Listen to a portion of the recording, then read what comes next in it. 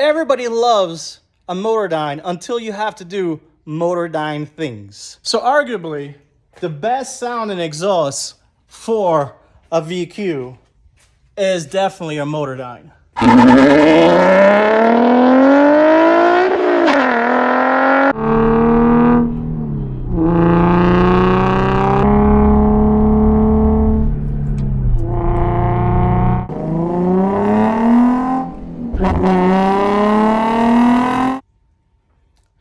Yep, something's missing there.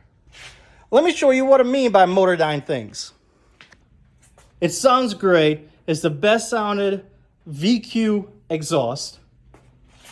But this little thing hangs way too low. We love our low cars, we love our stance, but that's just like a cheese grater on the ground. Had an early impact years ago, peeled this bottom out, got it TIG welded, bent back, fixed. We're just gonna have to do a bunch of TIG welds and get this back in running order. Kept me going for, I think I put this on since 2015, 2014. It's some awesome sonic exhaust. Let me know in the comments, what's your favorite VQ exhaust? Don't you come with none of that Tommy shit. That paper ass titanium makes these cars infamous for trumpeting. Throw that shit in the trash. That's where it belongs. And there we have it. Aaron working his magic, taking care of so many splits. Oh my goodness.